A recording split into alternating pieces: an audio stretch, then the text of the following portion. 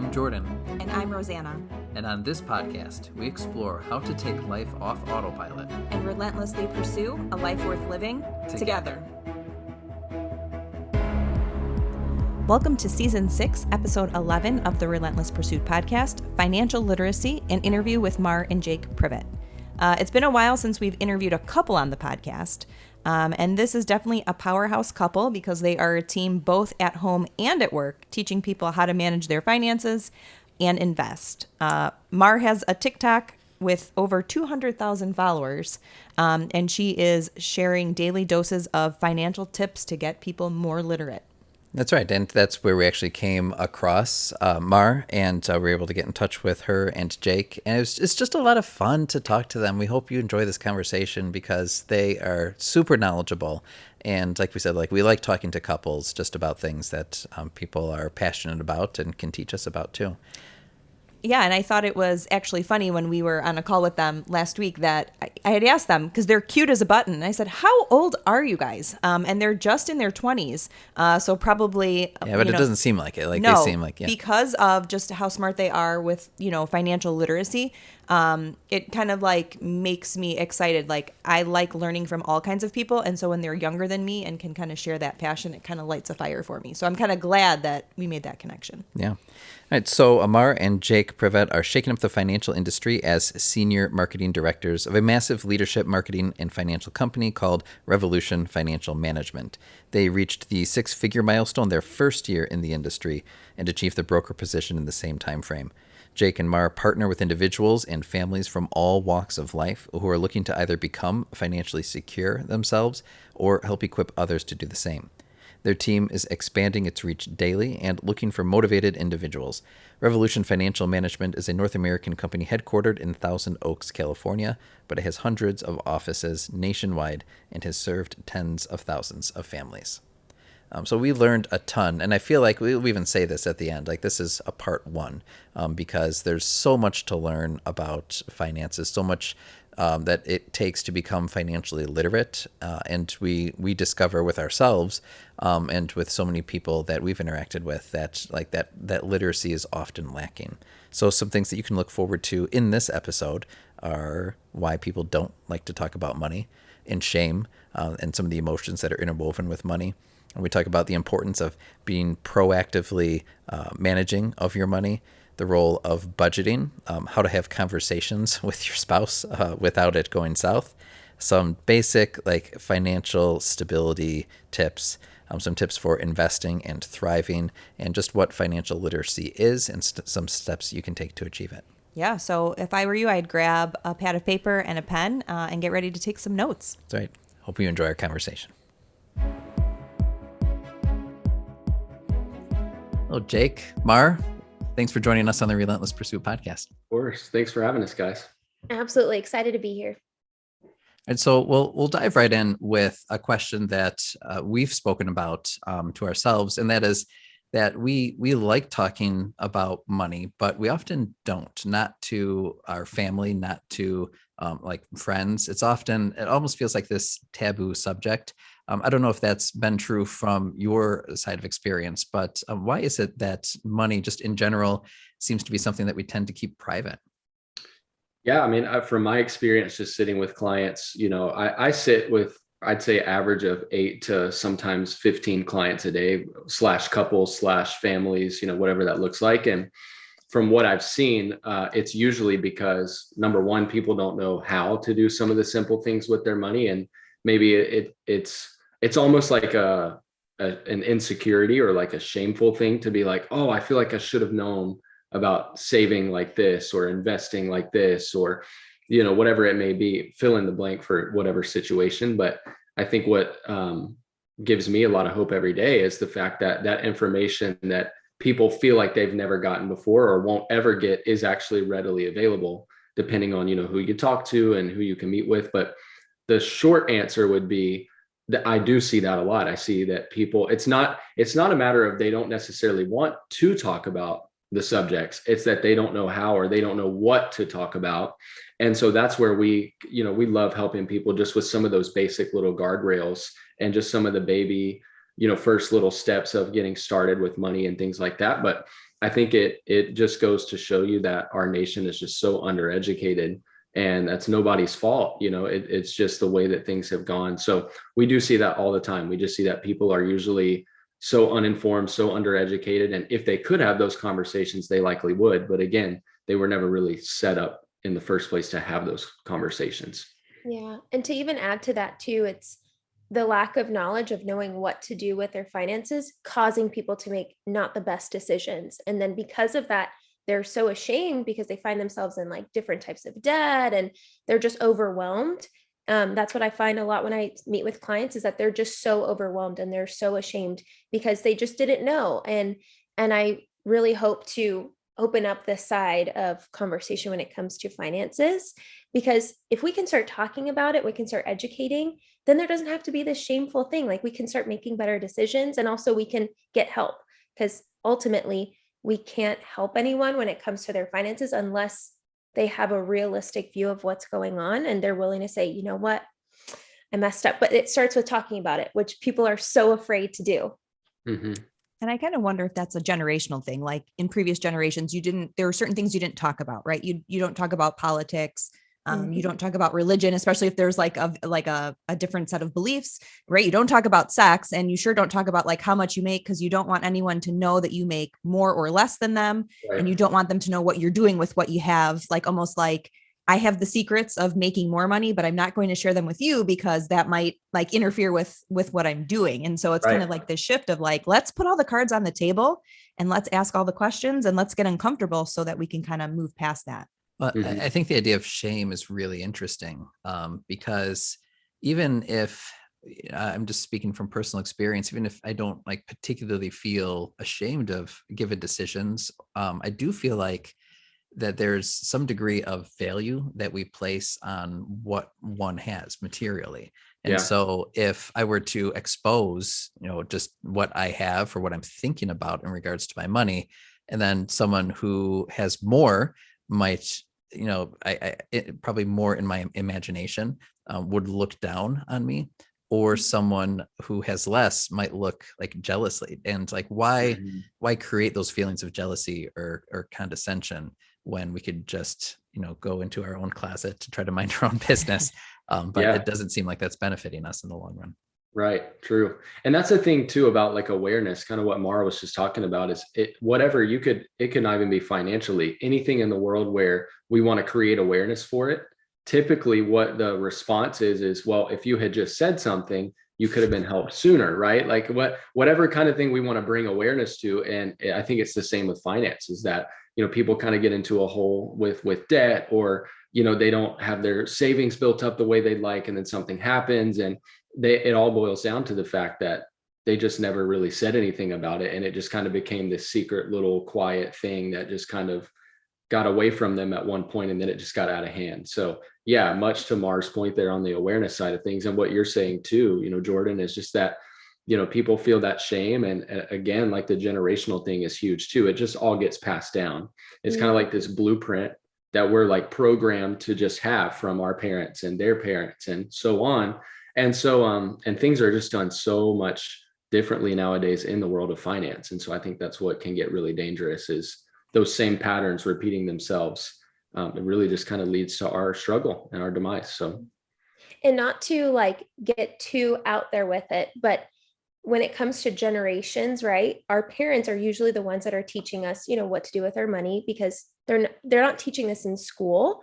I wish, but because they aren't, we are only able to learn from our parents. So not only are we hand down like what we're supposed to do, how we're supposed to invest or not invest, all that stuff, we're also hand down like the mindsets when it comes to money. So if you have a parent that lives like in a scarcity mindset, that's always like, save everything. You go to Chick-fil-A, put the sauce in the thing, like make sure we have some in the house. Like, even though every time you go to Chick-fil-A, you get new sauce, but it's a scarcity mindset of like, well, like save the napkin, save the plastic fork. Like you have silverware at home. Yeah. And it's like, why are we saving this stuff? Well, because it's a scarcity mindset. A lot of our parents and even older generations went through some like really tough times financially. And so they're still living in that mindset. And so they're teaching that mindset. And something that we see with people that we meet, especially people who have come from mindsets of like scarcity, they really struggle with believing that they could either like make more or accomplish more. Just the idea of there's an abundance of money out there, and that maybe a new idea, creativity, or investments could allow them to become wealthy is such a hard thing for them to grasp. And it sounds so silly, but it's so true. They just have a hard time grasping it because they had the scarcity mindset that was passed down to them.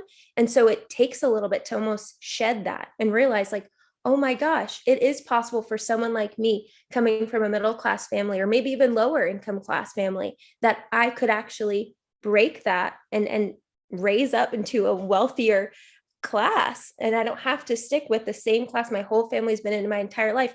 Oftentimes you see, like, when it comes to just poor, right, middle-class families, you don't often see that they like move up. They usually just kind of stay. Mm-hmm. Like it's just because the mindsets are being handed down. And unless they learn of something that they could either invest in or do, or they branch out in some way, shape, or form, they're just stuck there because it was just handed down to them. Yeah, I feel similarly, just in our own financial journey. Like when I think about money, I think about the things that I just observed from my parents. And there were some things that they overtly taught me. I'd say the best lesson is like always pay off your credit card. Like never carried that with that. Mm-hmm. But there was a lot that I was learning in my 20s. Once I had money, I'm like, why didn't anybody tell me this? And the answer was that my parents just didn't know. So then it kind of became reversed, where I would be like telling them some of the things that I was trying or some of the things that we were learning. And it was nothing fancy, but it was a little bit different than some of their mentality. Mm-hmm. So let's talk about today's generation, because in many ways we're inheritors of some of the lessons of our parents. So what are, and just working with so many people that you have, like what are some of the like pitfalls that people may have fallen into, or the things that they just don't know?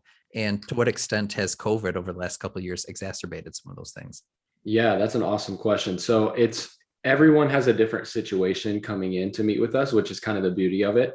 And we treat everybody the same. It doesn't, like, I have clients out here in LA that, sell their businesses for millions and millions of dollars, and they want to invest it. And then I have clients that are just got into college, for instance, and they can only put away $50 or $100 at a time, but we treat everyone the same because everyone has a different circumstance. And so with that being said, to kind of answer the question, is some of the pitfalls is kind of what you just mentioned too, Jordan, of like not paying off credit cards. We see that, people, for whatever the reason, maybe everybody has a different circumstance, of course, but that can lead to just so much disaster long-term because of the way that interest rates work right now, and the way that, credit card companies are just jacking stuff like that up. And that's one of the main killers. One of the other killers that people just don't realize is some of their basic finances on an everyday basis, how much they add up. So I think one of the bigger things is, sometimes we'll sit down with people, we'll show them great ways that they can invest or save or put money here or there. And they go, well, show me the money, like if I could save more, I would. Right. And so just through the power of like budgeting, for instance, that's something that we would never get paid to, like, who's going to pay us to help them with a budget? Right. We don't ever get paid to do that. But it's one of the most powerful things that we can teach people how to do and stick to it, because you go to Starbucks a couple of times a week. I'm talking to myself here too. We just had this conversation last night, right? Like we not? We were doing some taxes and stuff like that. And I was just looking at some of our financials, and I was like, dude, because when you reload that Starbucks app, even though your order might've been $6, you put $10 on the card. So therefore it's $10 that you're paying Starbucks for one or two coffees. Right. So even things like that add up, fast food, eating out, just things like that we're all going to do. When we like sit with our clients, we don't tell people like, well, don't go to Starbucks again. Don't go out to eat again with your family. Like, how many times do we show up to the house after work and we don't want to cook? Right? A lot. And so there's times where that happens, but it's just a matter of, instead of your money telling you where it's going to go, it's you telling your money where it's going to go. Where if you can just trim some of the fat with some budgeting, boom, there's $200 or $300 extra a month that you can now put away for the future. So things like that. And then one more that I think is a big one is just retirement accounts in general. People don't understand their retirement accounts for a couple of reasons. Of course, their HR department isn't really teaching them about it. It's just like, I'm just going to check the boxes. And, I remember my last job that I had before this, I just kind of elbowed my coworker. I was like, hey, what box did you check on this thing? And he was like, I don't know. Ryan, what box did you check? And no one knows what box to check, right? My HR is like, I don't know. You check this one, right? But stuff like that, 5-10 years later, people go, well, wait a minute. I wish I had known about that sooner because, maybe I could have diversified a little, or I could have, sat with someone that could have taught me more. So the thing about retirement accounts right now is, they're pretty much all sitting in the stock market, which I think we all kind of know how that's been going lately.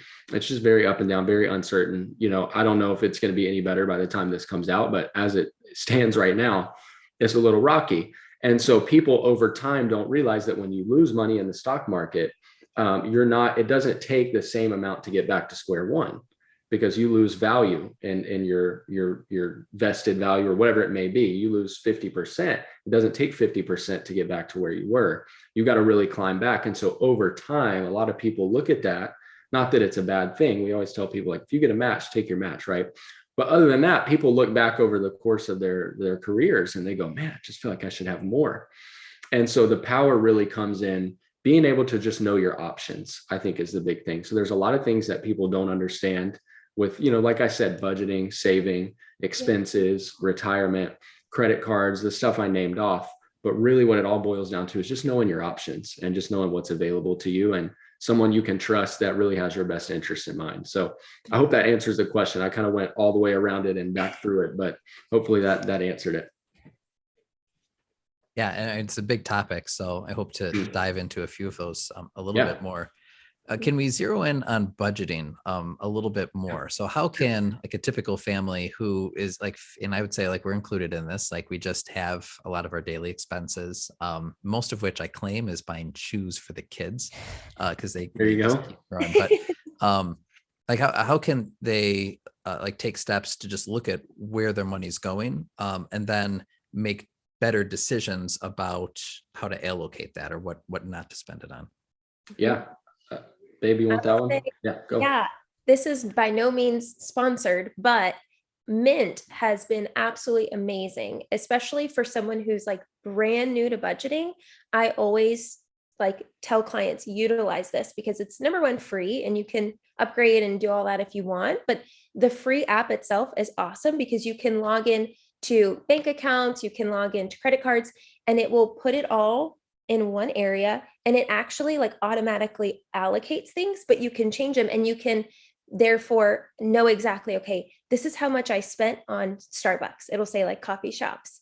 And that's when you're crying, but you got to figure it out.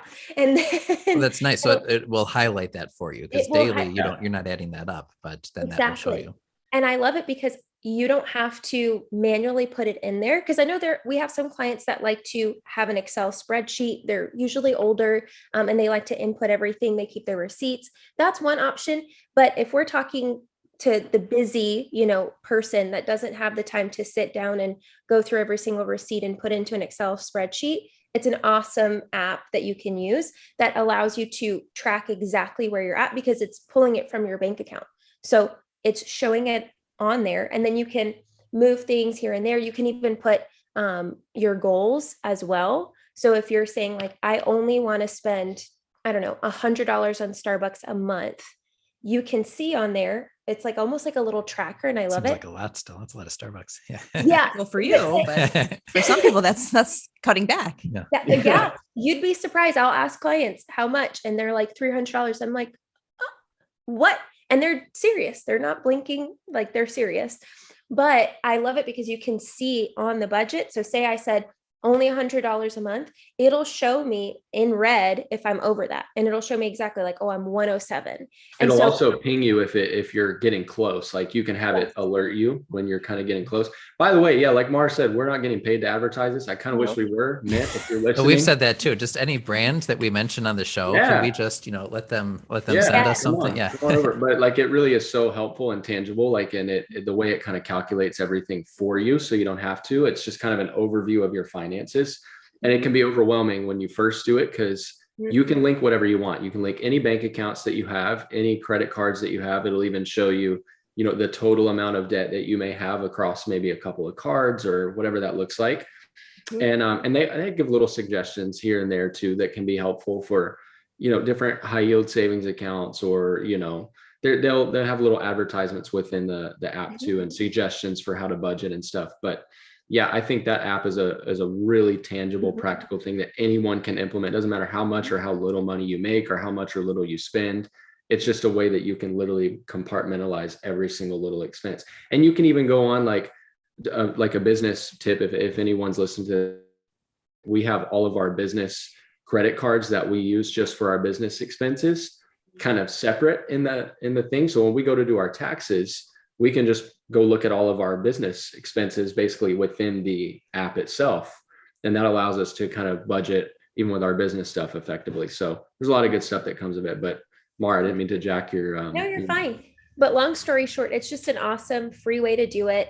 Another way that you can is obviously sitting down and writing it out. But if you don't want to do that, that's one of the best options. And realistically, the reason why we always say like budget and figure out what you're spending and where your money is going is because you can't invest if you have no idea what your discretionary is. Because oftentimes what people do is they're just kind of, as bills come, it just comes out and they don't pay attention. There's no, oh, this is going to savings or this is going to this investment.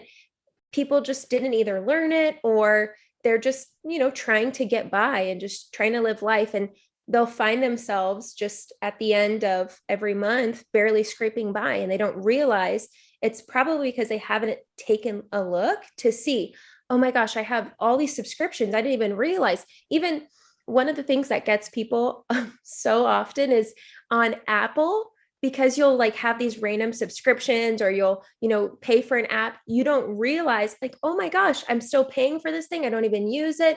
But again, it's sitting down and taking a look and seeing like, okay, this is where all this money is going, figuring out where you can cut back, figuring out, okay, this is a little excessive. I spent, $300 at Target last month and the month before. Maybe I should just drive on the other street instead of passing Target. So I was going to throw you under the bus on that one. So you threw yourself.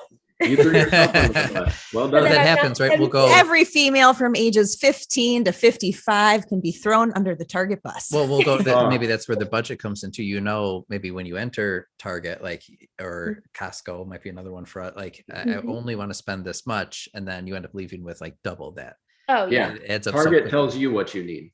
This is what I've always heard. But really what you guys are saying is you really have to be at a place where you're ready to kind of audit yourself. You have to say Right. Okay, we need more money, or we need to utilize our money more efficiently. And so for that purpose, we need to sit down, we need to look at it, we need to make a plan and intentionally try and follow it to figure out how we can better utilize the money that we have. Mm-hmm. That's right. So a couple of things from that, that I'm thinking about. One is I have an Excel spreadsheet. There you go. But I think I'm going to give Mint a try. We just transitioned. We had the Excel spreadsheet. Works. It almost hurts more to manually type it in than it does for it to just be there. Because when I would go through, I don't know how you guys were doing it, but I would just kind of go through my bank account and then I would add everything in there, and I'm just like, whoa, this is getting crazy. So it kind of hurts more to do it that way. Whereas you log into Mint and it's just there. But yeah, I literally just am running my fingers through my hair, looking at how much everything costs. So how much time, you're talking about the idea of a personal audits, how much time should someone be spending thinking about their money, both from say they're just approaching you for the first time and kind of want to get a grasp on everything, and then once they do, just moving forward? Yeah, well, we have once a week budget meetings. They're mandatory. So we sit down, and we don't sit there and grill each other for everything that's spent, but it's just to make sure we're on the same page. And so for married couples, I think that's a really practical thing you can implement. It's helped us a ton, because then we never work, we usually always do it Sunday afternoons. That's kind of our day to plan for the week and just kind of get ahead. We'll plan our meals if we're really feeling like we want to get ahead for the week. But the best thing we do is we sit down and we go, okay, it's, the 20 whatever of the month, and we're almost over budget. So let's figure out, in terms of groceries, since we're almost over budget. I don't know what all we got that we didn't need, but what do we need the rest of the month that we know we can get? and then we'll be at our budget. Because then, and another budgeting thing too, and how people can be thinking about their money is, especially in that once a week kind of flow that you get into, if you have different budgets for, like, let's say a married couple to have their own kind of what we call fun money, because I love to golf and I like to have a fund of money that I can golf with if I want to, so that I don't have to, like, well, because we used to Shark Tank, like, negotiate it, right? Like, I'd be like, okay, if I can go play golf, I'll tee off at 6. I'll be in the office for sure by 10. So you don't have to worry about that. But so instead of doing that, it's just like, okay, this is my money that I could spend on shoes or clothes or, a new golf club or whatever it may be. And then No same judgment. for her. Yeah. It's like, no judgment. This is your money. You can do what you want. And I'm not going to stop you for whatever reason you want to spend it on. But how often should people be thinking about their money? I think it really just depends on the person, because some people, they may like this whole thing of, I'm just going to leave all my stuff the way it is, with whether it's a budget app, or they stick to their budget and they kind of know where they're at all the time. Or you could revisit like once a week or once every other week kind of thing. But it really depends on the person. Some people like to look at it every single day and make sure that they're on track every single day, and it may depend too on your level of getting off track. If you're someone who, like, you have the tendency to spend money that you shouldn't spend, then maybe it's a more often kind of thing that you should check in with that. Or if you just feel like, hey, you know what, I'm pretty disciplined, I don't have money just kind of flying around everywhere, then maybe once a week you check in. And I'd say if you're single too, you can really get ahead, because you can go ahead and prepare for, if you plan to get married in the future or something like that. If you already have kind of that rhythm going in, it's something you can establish with a future partner as well. And it'll just set your marriage up for huge success. Mhm. But ultimately too, like when we do our budget meetings, it's not very long. Max 30 minutes, but Yeah. it's more so accountability. That's really the reason why we do it, is because we have specific financial goals that we're wanting to hit. And realistically, to answer, I think, the question of like how long or how much time, I would pose the question, well, how badly do you want to reach your financial goals? Like, if it's super important for you for some people, it's like, I want to make 100,000 in 1 year. Like, that is my goal. I want to have that saved. I want it, so that I can buy my house. You have to, put accountability in order according to your goal. So if it's like, I'm just set on this, like I will go crazy if I don't hit this goal. Okay. So then you probably would want to monitor it probably every day and check up on yourself and see, okay, where am I spending? Where can I cut? But if you're more so just wanting to be better with your finances and just not that you have specific crazy goals that you're trying to hit, but just wanting to like live a decent life type thing, then you could get away with like once a month, just checking in with yourself, seeing where you're at. But really, it just depends on your goals and the urgency to hit those goals, and how often you want to have that accountability really with yourself or your spouse. Yeah. And kind of like a couple quick tangibles too to that, because I feel like people could be kind of listening to this and be like, so how much should I spend on this and that, or how much should I save? I think one of the most important rules of thumb that we can kind of give is that everybody's different, but when it comes to an emergency fund, it's an absolute must. Yes. It doesn't matter who you are. I believe that, something that Dave Ramsey actually teaches that's really good is that you should start your emergency fund with $1,000, and, and start there like that, because a flat tire or whatever it may be, it usually comes at the worst time, and it's usually very inconvenient for an emergency. And so that's a good place to start. And then you want to think about 3 months. And then once you get to 3 months, you want to think about 6. Some people won't want to go that far, and that's okay. It's whatever you're comfortable with. We like to have a year's worth of expenses in our bank account at all times. Do we know that it's not growing and losing interest, probably every day? Of course, like that's just kind of the name of the game. And there's different high yield savings accounts and things like that we usually will recommend to our clients based on who they are and their goals. But to Mar's point, you'll have we sit with people that go, well, this time next year, I want to buy a house. And then we kind of look at some things and we go, well, what's that going to take? How much are we gonna have to put down, and what's the timeline? Is it a year? Is it 18 months? Like, is it truly right on a year? Because for these next 12 months, then we've got to get really focused. And so that's kind of Mar's point, is how badly do you want that goal? How time sensitive is it? And then that may kind of determine how much you kind of want to spend time with it. And then another tangible that I think is helpful is that you should be investing, and I'm going to use that word loosely because you could invest whatever you want, or into whatever you want, I should say. And that's where recommendations can be helpful. But I usually say about 10% of your monthly income should be actively, at least 10% should be actively moving somewhere other than the bank. So besides living expenses and, maybe some debts or anything like that, if you make, $3,000 a month, you should be putting away at least $300 to something that is going to achieve interest and set you up long-term. And that could include, I'd put a little asterisk, that could include outside of something like a 401k or a Roth IRA or something like that, but something that is kind of like a miscellaneous thing that could be achieving interest. And, depending on, and I didn't even mean Roth IRA, that's usually not through work, something outside of what your employer already gives you, you should kind of take the liberty of putting away about 10% per month into something that's going to move long-term. I have a question for you, Rosanna, which is, so right now we don't have any sort of budget meeting, or there's kind of like a once a year reckoning. Yeah.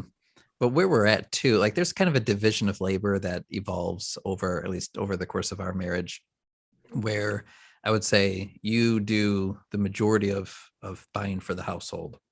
But I do the majority of just kind of looking at the expenses, and doing the budgeting and things like that.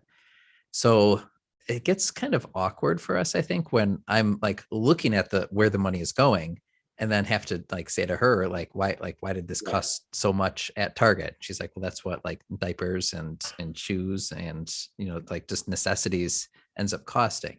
And it puts her in a defensive position, I think. So I 100% agree. So we were thinking of asking this question later on, but maybe we'll just broach it now. What, so just help us out. I think there's a disconnect. There's a disconnect between you seeing what a final bill is and me knowing what it takes to raise 4 kids. Because I'll often say, look around. We have no, if someone came to rob our house, there are no luxury items here. We live in a beautiful house in a safe town, and we have plenty of the things that we need and a lot of the things that we want. But I mean, it's not like a TV, or it's not, it's well, this is socks, bread, Target's a one-stop shop. So, so he sees the final outcome. So sometimes I think there's a disconnect between what the cost of living is, especially now as things are just, inflation is sky high, and it's what we were paying for groceries 6 months ago has doubled.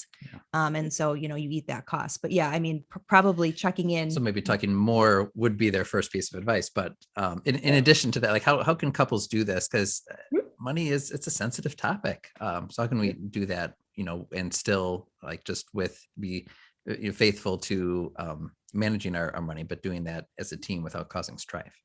Yeah, well, finances is one of the top reasons for divorce. And that's not by mistake. It's just because it's stressful, because we need money to live. Everything kind of almost revolves around it. I mean, you can't eat, you can't, barely send your kids to school, you can't get around. And so it makes sense why it becomes stressful and why we get frustrated.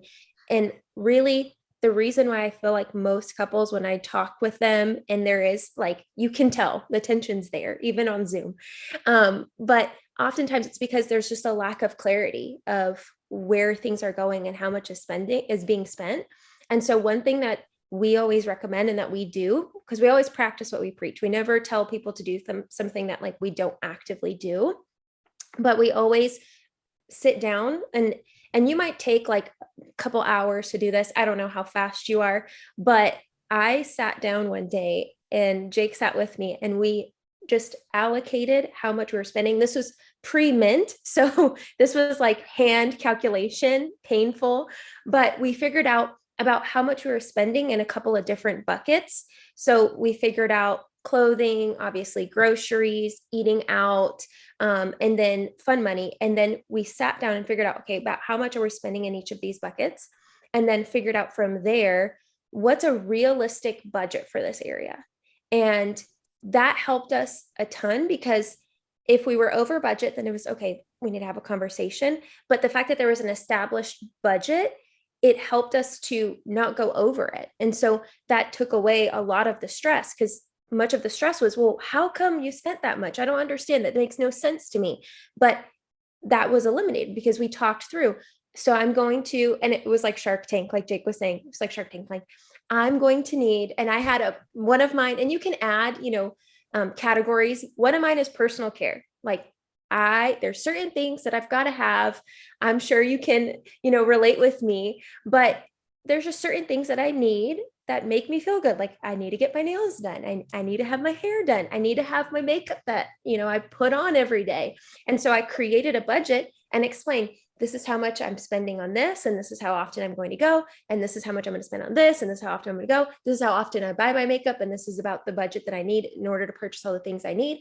And here's the total of my budget, like literally business plan style.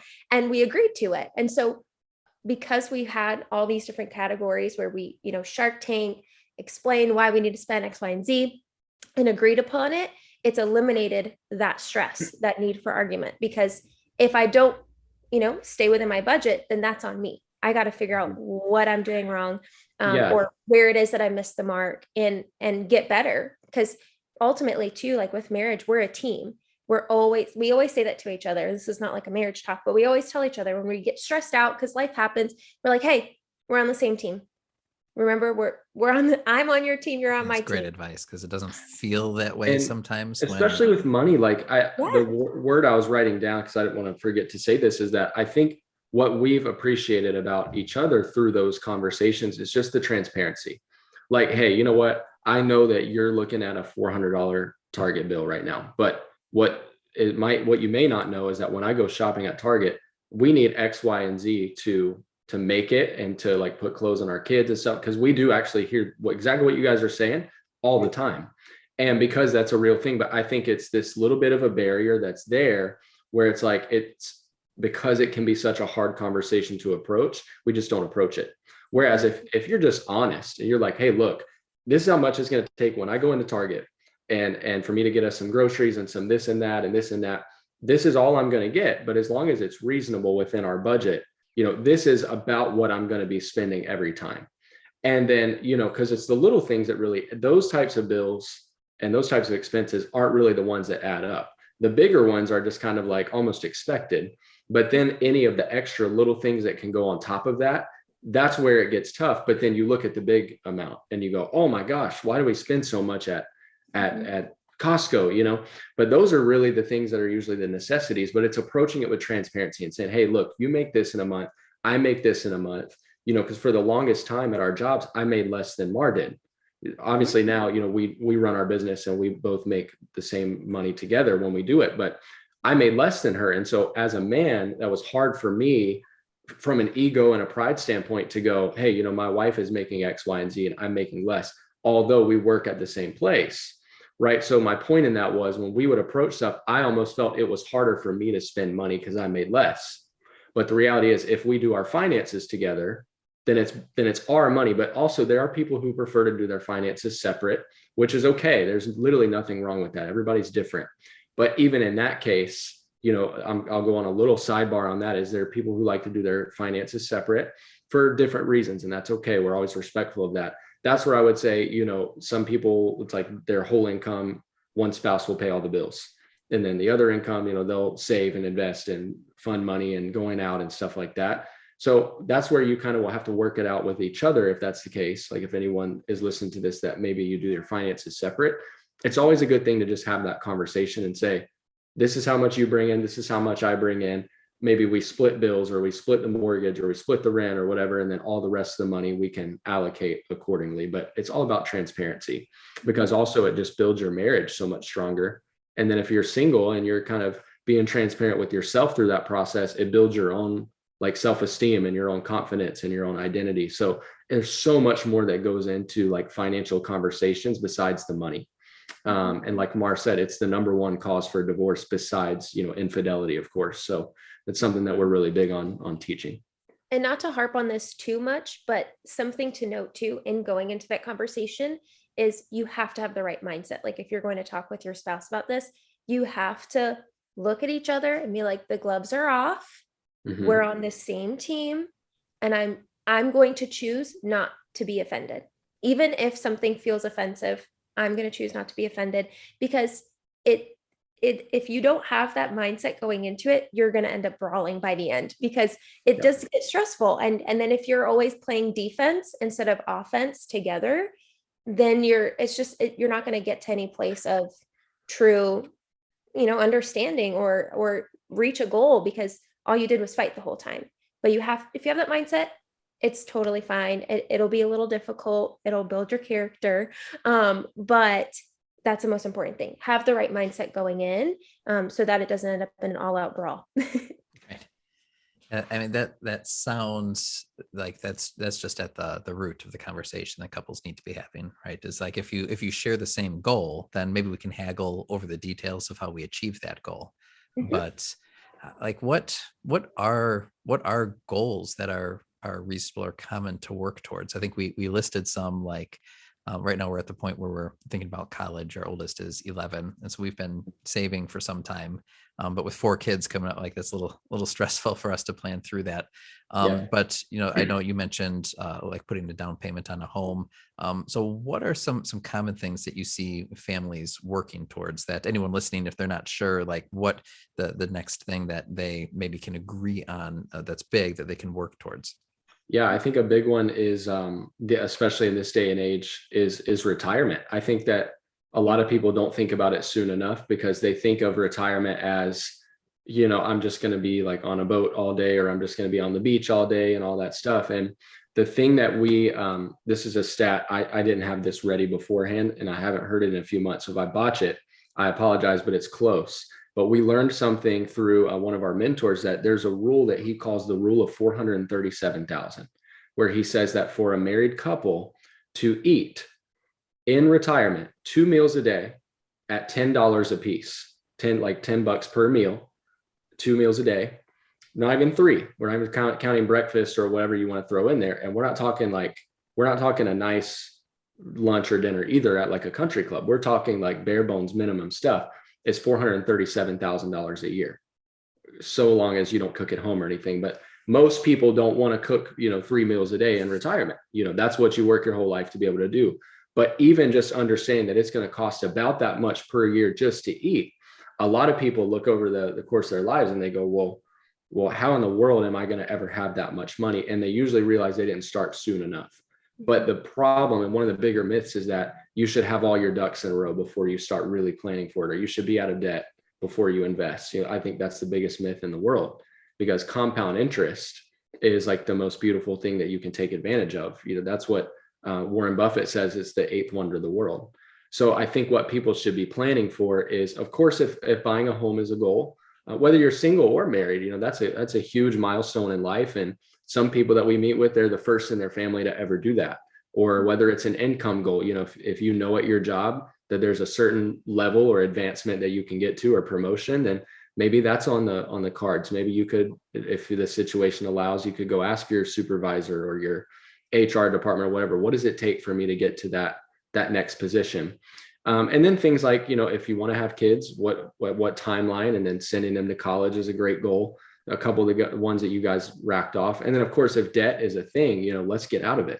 And what age, what year do we want to be out of debt? Or 15 months, 18 months, 3 years? Like, what does the timeline look like?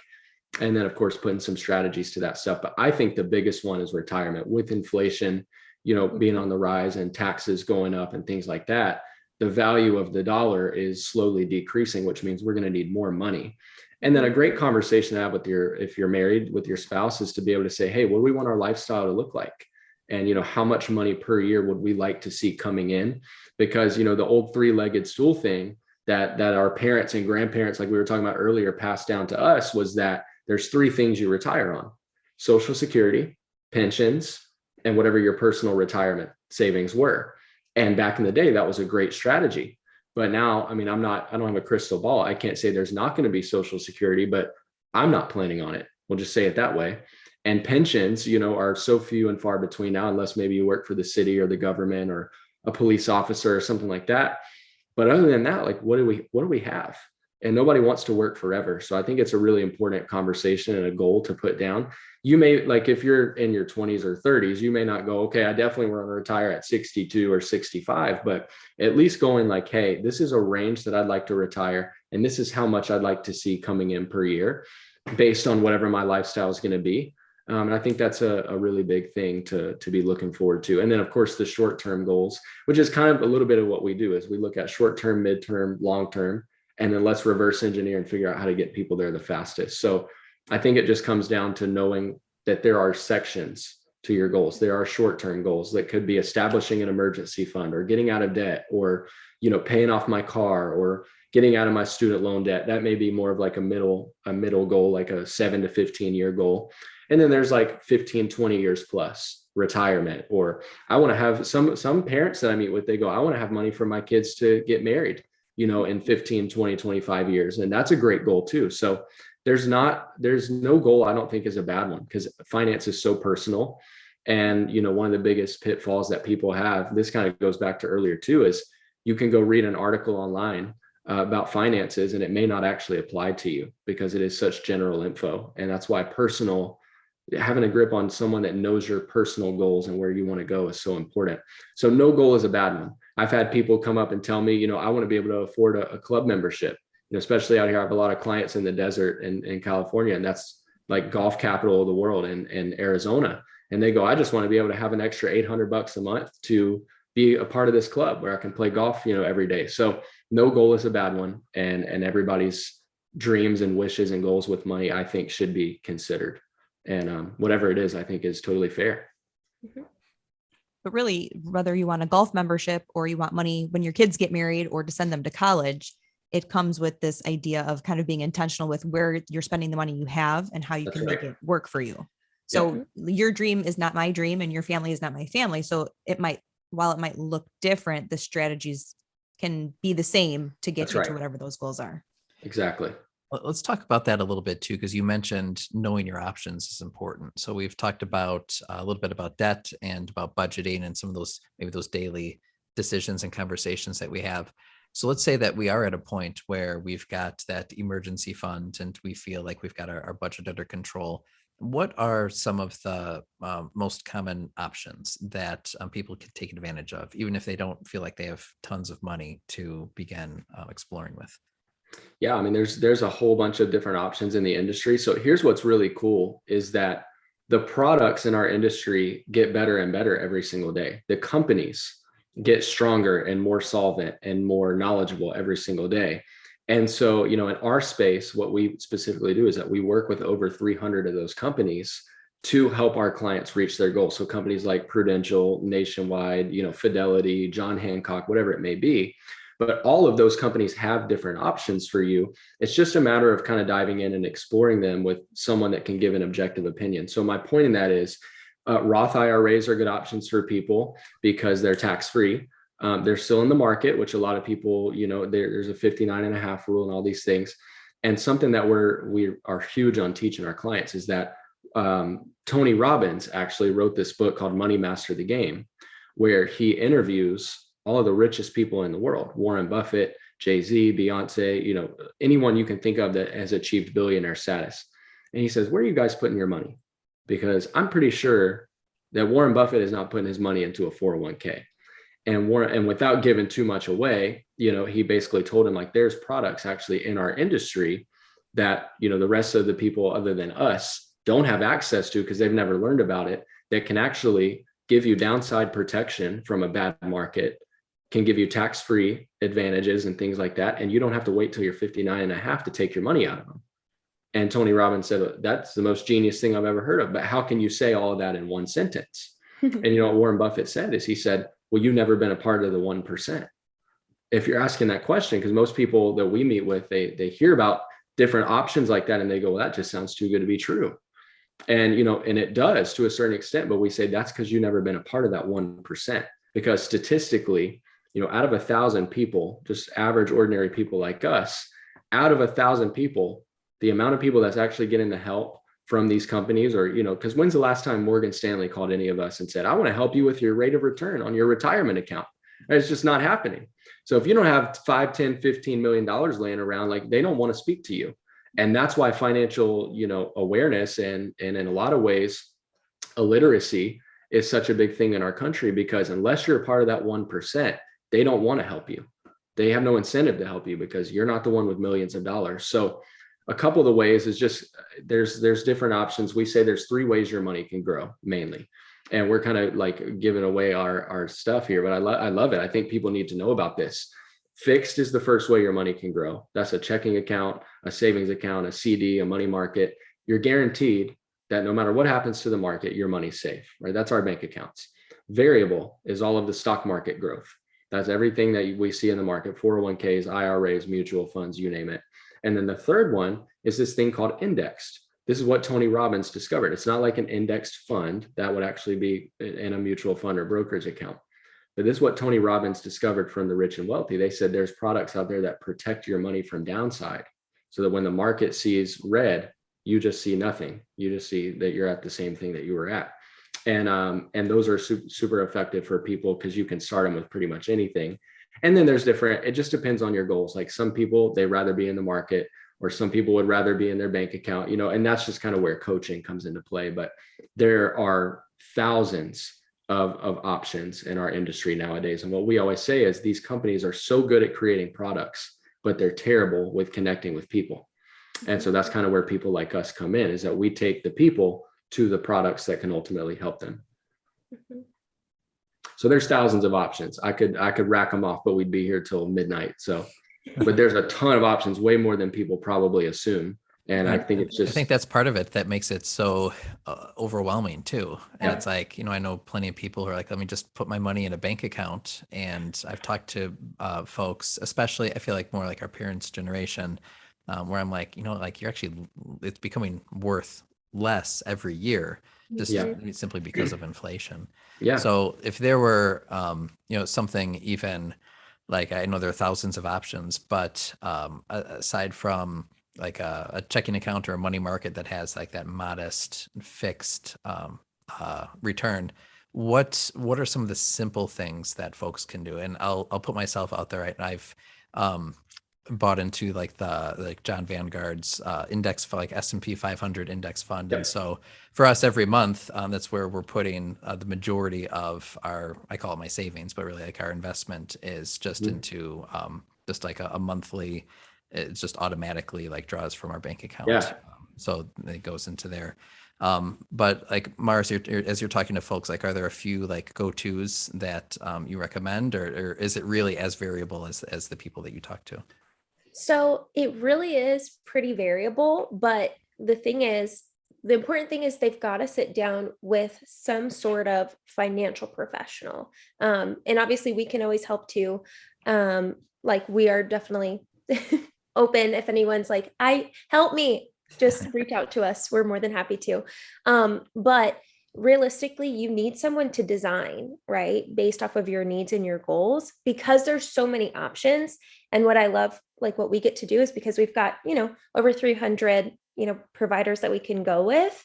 We're just figuring out, okay, what are your goals? What are you trying to accomplish?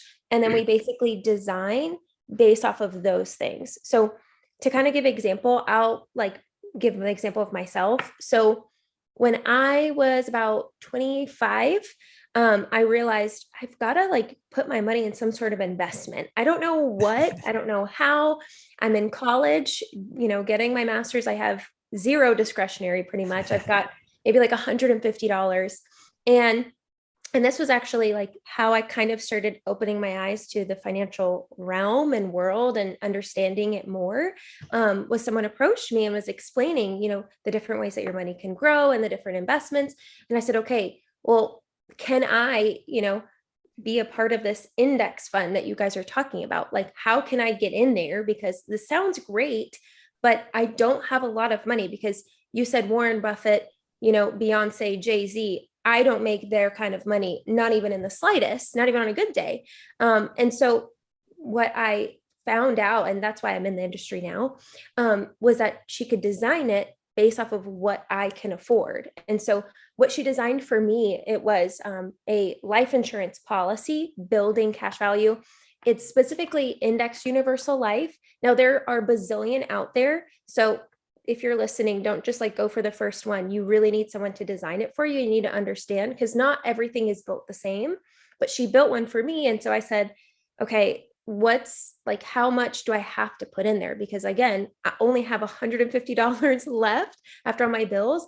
I would like to have at least 50 to, get a Starbucks every now and then while I'm studying in the library. And she said, okay, I'll design it for you and you'll have a minimum and I'll make your minimum like $100. Can you do $100? I said, okay, yes, I can do that. And she said, you have a maximum so that when you're making money, when you have like a big girl job, you can put more in there. And you just have to let me know and I can switch it for you. And that was how I got started in being able to invest. And what I loved is that I didn't have to monitor it, because I had dabbled with a couple of cryptocurrency stuff and I just was overwhelmed because every day I had to check it. Thankfully, I had a couple of friends, we were doing it together. And so it'd be like, it's down, take it out, or put more in there, and that's how I monitored it. But I realized I can't do this every day. I don't have this kind of time. And she explained to me with the index, right? You're protected from a down market. So you don't really have to worry about, losing. You just flatline if things lose. But then you're still gaining, but you don't have to sit there and like move things actively. And so I said, okay, if it's low maintenance, that put my name on it. And that is one of my absolute favorites. That's usually what most of our clients end up with, because again, I can be the college student that has only $100, but I could also be the person that just sold my company and it's liquid for 6 million and I'm wanting to invest this way. So I don't know if you want to add to it, babe, but yeah, no, that's great. I can speak from my experience because that was like the most eye-opening thing for me. And that was when I realized I need to learn more about this. Like, my experience was just put everything in the bank, right? And it's there if you need it. It's liquid. You'll never lose it for any reason. And then it's same as Mar, we got introduced to some great people that we trusted that really helped us. And they just showed us other ways. They didn't say this is better than that. That's what I see a lot is people come to me, they say, what's the best way to invest my money, right? Because there's a lot of people on the internet and TikTok and Instagram and YouTube giving financial advice. There's no shortage of experts. There's no shortage of experts. And there's also a lot of articles that are from trusted websites like, Forbes and, things like that. And even invest websites that you can go look stuff up at. The problem is, like I said earlier, it's all very general. And there's no way for someone to take an article and make it yours or customize it to your situation. So I always tell people, it's such a shame that there are people who tell people there is a best way to do something, because there is no best way.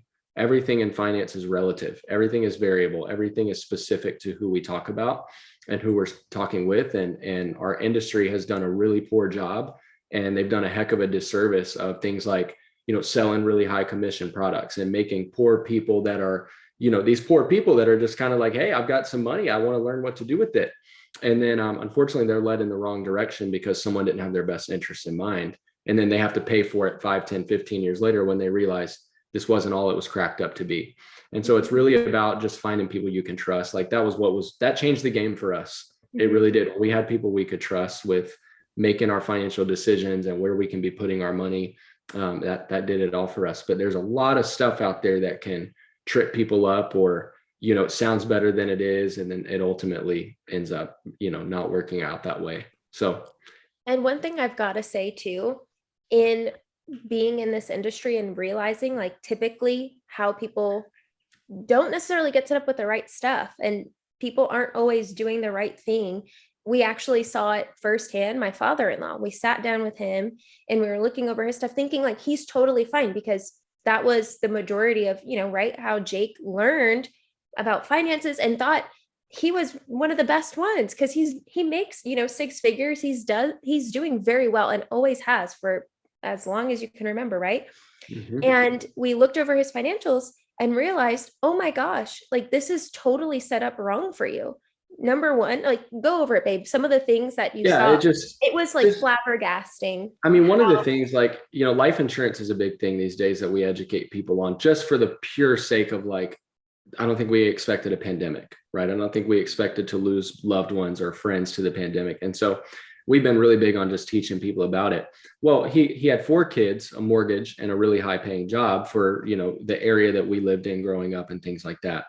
And so here I am growing up thinking that he knew everything about money, and then I got in the industry finding out, he admitted, like, I thought this would be more. I thought that this and that. And I looked over his stuff, and he had such a little amount of life insurance for, a breadwinner of a family with 4 kids and a mortgage and a nice paying job. And I said, when's the last time that you talked to this person? Because, we do reviews like either annually or twice a year. And that's just what I knew. I was like, well, we meet with our clients once a year or every 6 months if they want. And he said, I haven't talked to this guy since I bought the house. And I did the math, and I was like, well, I was 5 when we moved in there. I was like, he was like, he's probably passed away. He was an older gentleman that I sat with a really long time ago. And that's why he hasn't called. That's probably why he hasn't called, and even if he was alive, clearly he didn't want to check back in, kind of thing. So we see it a lot in our industry, and we just don't want people getting taken advantage of left and right.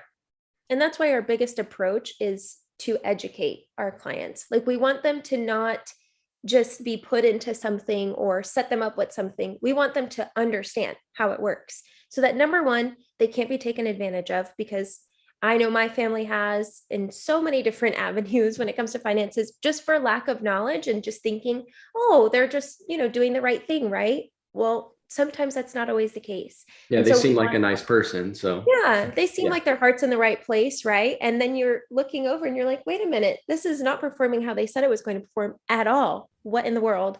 And so we always want to educate, so that, number one, you can't get taken advantage of, but number two, that you can teach your children, because we realize if it's not being taught in schools, the parents are the ones that need to teach them about how and what when it comes to their finances. And so we've taken it as our mission to educate and have that educational approach. And that's what sets us apart, is that we're not just saying, just sign on the dotted line. We're like, hey, we're going to sit down, we're going to talk over Zoom, and I'm going to explain to you how this works, how this impacts you, what you can do with this, options, what we can do in the future. But then we're also going to meet like Jake said, depending on what the client wants, if it's every 6 months or a year, we're going to review, because things change. People have babies, people buy houses, people pass away. Like, there's always changes when it comes to life. And so your finances also need to change accordingly.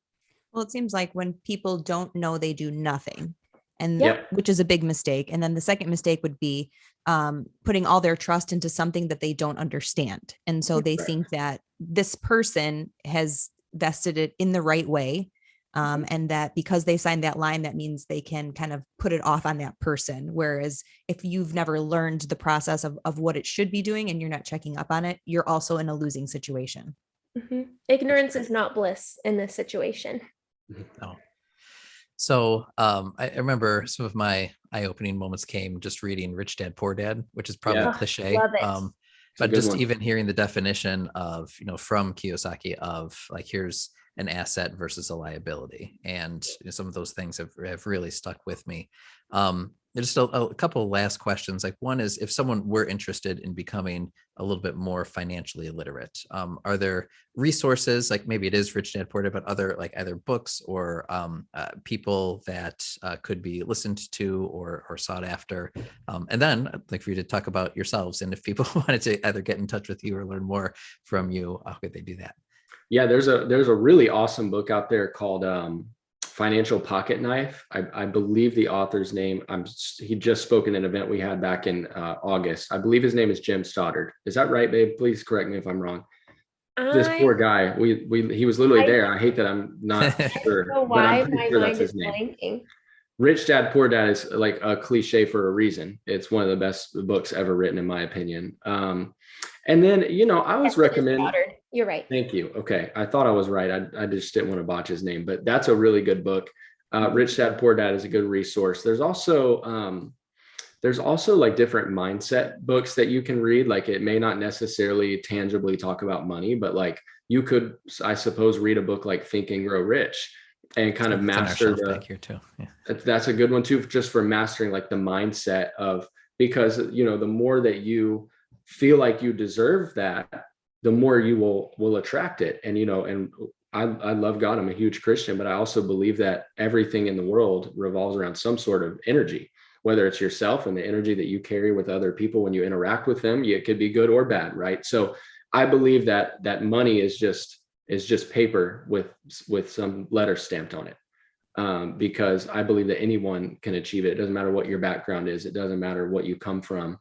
Anyone is worthy, and especially as a Christian, because God calls us to live an abundant life. And so I really believe that everyone should deserve that kind of thing. So I think those are a couple of resources. And Mar, I don't know if you have any that you wanted to add to that too. I would also say there's The Retirement Miracle by Patrick Kelly. That's another one that I really love. And obviously the one that Tony Robbins one that we talked about too, Mastering the Game. That's good. Yeah, that's another one that I have here as well. It's like this 600 page, really like delve into like all different facets of money and wealth. It's crazy. Retirement isn't sexy. When you talk about it, it's not a new car. It's not something shiny that you wear. It doesn't like look good, displayed on your wall. Because it's later. Right. So like if you're not paying yourself first, you're doing yourself a disservice, but it's easier to want to put your money somewhere else, to enjoy the Starbucks now, to get the next best thing, to kind of show it off. And so, I mean, you've always been good about that. You're like, we've got to think long term. Like we have a family, we have goals, we have plans, trying different things. And sometimes that's not always fun, right. Right. And I think that's where people get trapped, is like, you have money, so you spend money, but that's not what you need to be doing with it. Yeah, it's like all about discipline in that way. So yeah, you're exactly right. It's not the sexy thing, but later when you look back and you've done your job and you've kind of done what you feel like you have to do, it's just so worth it. Because that's what we're not going to work forever. Most of us, we don't want to, we don't plan to. So we should really enjoy those years, for lack of another cliche, like the golden years. It's really what it should be. It should be your time to relax and enjoy your grandkids and your kids and, so on. Nice. All right. So if anyone wanted to get in touch with you or follow up with you related to any education or services that you offer, what can they do? I think some of the best ways, and that's easy, is you can always find us on social media. If you go to either, my page, which is Mar Privette on Instagram, or my husband, which is Jake Privette, we have links in there that we not only can sit down with you one-on-one. We love doing that. It's one of our favorite things. And we do it on Zoom now. It's crazy to think how many states we are now licensed in, literally all 50 for the simple fact of COVID. We originally, thanks COVID. Thanks COVID. Because we were originally just meeting in the office and meeting people locally, but now it's completely shifted. I don't meet with anyone locally. Even my local people are like, it's so much easier if I just meet you on Zoom, because we have clients that are literally 20 minutes down the road, but they would rather just log on to Zoom. So, but they rather do it on Zoom, which I love it. It's so much fun now. So we can literally work from anywhere, and we get to meet clients from all over. But also too, because we have that financial awareness, we want to teach people, and we want to educate. We have free seminars weekly. And so if that's something that you want to jump on, again, you can just contact us through our social medias. I also have a TikTok too, where I have a million just videos on all stuff financial. Very helpful. That's where we found you. I was like, wow, this is incredibly helpful. And it's entrepreneurial, and that's Money Mar Privette on TikTok. And so feel free to utilize that resource. But like I said, our seminars are awesome, because that's where we kind of go in depth. They're about 30, 40 minutes, and it's on Zoom, and it allows you to really learn the stuff that only the 1% knows. And we go through financial concepts. And do you have something you want to add? Yeah, I was going to add the best part, and the biggest part is just that everything we do is for free. So the system that we kind of have in the industry, our area of the industry, I should say, is that we don't have to charge our clients. We get paid as marketing expenses from those companies, which is, a super effective kind of win-win-win triangle there, that our clients win because they don't have to pay us. We win because we don't have to charge them, and we were able to teach them. And the companies, they win because they weren't going to get to these people, right? We've all seen a Nationwide commercial, right? But like, no one actually calls Nationwide to say, can you help me with maybe car insurance, for instance? But other than that, it's like, you don't know that Nationwide has this plethora of products that can get you to retire quicker, or things like that. So they would rather pay us because, like I said earlier, they're not good at connecting with people, but we are. So that's where we kind of partner with all these companies. So we take kind of what the 1% knows, and we teach it to the 99%. We do it for free. All we ever ask our clients is, if we earn your trust, that we earn your referrals. And it's a pretty effective way that we do business, and we love it. We really do. We don't just say that. Like, I can't believe that we get paid to teach people things that they should have taught us in school. Like, it really doesn't make sense to me. So it doesn't matter what state you're in. It doesn't matter how much or how little money you make. We don't care.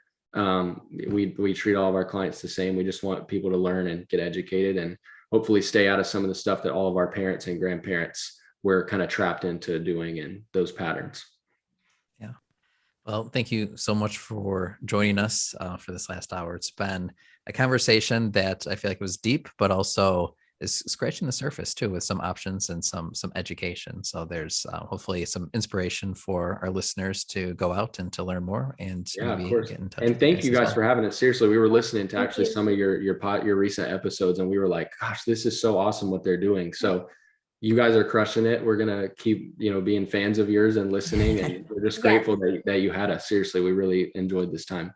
Yeah, maybe we'll bring you back again when we've got. This is for sure part one. Yeah. We'll have more questions. Anytime. Yeah. We've loved it. Awesome. Well, thank you so much. Have a good day. Of course. Well, we hope you got as much out of that conversation as we did. It gave us kind of some takeaways and some homework to kind of work on in these next couple weeks in terms of, our finances, kind of where we're at, and where we want to be. Yeah, there were a lot of takeaways, so we'll just hit a couple that stood out to us, just following up from the conversation. The first one stood out to me was that we kind of felt this, but they emphasized this too. Like, you really only learn about money from school, which is relatively lacking. Like, there's a required consumer ed course, but also like kids don't have money, so even if you teach them about it, like there's not too much that they're necessarily able to do from that young age. So the other alternative that we learn from is our parents, and parents can only teach us what they know, and a lot of parents don't know much. Right. And we've talked about this on the podcast before, that parents are their children's first teacher. So, right, we might be able to tell them how to save money, how to spend money. We maybe introduce the notion of investing money, but if we ourselves don't know more than just some of those basic principles, it's hard for our kids to know more than we do unless they're actively seeking it somewhere else. Right. And that's what hit me was, okay, like I have like a financial legacy inherited from our parents, but now as parents ourselves, what legacy do we want to leave our kids with? And we can take steps by having conversations like with Mar and Jake to just enhance our literacy and enhance what we can give to our kids. Another big takeaway: managing money takes a lot of time and attention. There's that word again. We use that on every episode of this podcast. It really is about intentionality. Like, the two things that you can do with your money are you can do nothing, or you can give it to somebody else to manage. But even that has its own kind of red flags. Spending. Yeah. I mean, just the idea of how easily we can spend hundreds of dollars every month without really realizing it. So, or knowing where it goes. Yeah. So they gave simple tools, like they talked about Mint, which we'll be trying as well. And I just want to experiment with just new tools that can help us get a better understanding of where the money is going, and then we can control it from there. There you go. But if we're just blindly spending, and it's more of a wish than anything that we're going to be able to thrive. So let's turn it from a wish to a plan. There you go. What else do we have to take away? More than saving is needed. So even if we have I'd say some financial household basics well under our belt, then the next step is not necessarily just to throw a stockpile in the bank and have a decent interest rate, because inflation is going to eat that up, and it's not going to. Really, the next thing to learn is how to invest. And so we got into a few of the different options people have, but I think that they also recommended just knowing what your options are. And I don't want to understate this, the importance of connecting with professionals like Mar and Jake, who can walk you through some of those options, find something that is right for who you are, for what your goals are, and so on. Yeah. And we talked about even just the difference in goals. For us, goals might be paying for college educations or paying for weddings when our kids are older. For other people's, it's a retirement home in Florida or a membership to a fancy golf club. It doesn't matter what your end goal is. If you're making your money work for you, you can achieve whatever is important to you and your family and your values. Yeah. So there's so much more that we learned from this conversation. We hope you did as well. We recommend that you just continue your financial journey towards literacy. You can find Mar on TikTok at Money Mar Privette. and you'll find a ton of tips there. That's where we found her, and we're able to learn a bunch from what she's put out there already. Jordan's got a current obsession with TikTok. Oh, yeah. But you can also find them both on Instagram at Mar Privette or Jake Privette, and they have links to ways that you can get in touch with them and take advantage of some of the seminars or opportunities that they have to offer too. Yeah. We mentioned some books in the episode that you can check out. I know, do you remember the titles? I'm sure you do. Rich Dad, Poor Dad we talked about. There was a Tony Robbins one. Do you remember the title? Money, Master the Game. We talked about Napoleon Hill and Think and Grow Rich. And there's other books that I have on my shelf that I've enjoyed, and I know that they recommend, what was it called, The Financial Pocket Knife? Yeah.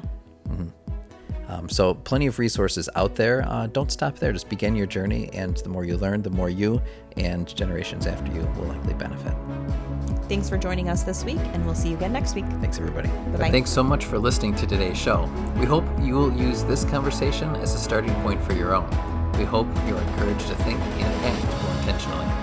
If you want to learn more, you can visit our website, therelentlesspursuitpodcast.com, where you can find notes on today's show, plus additional blog posts, and you can subscribe to our free members list. Please subscribe, leave a review, and share with your friends.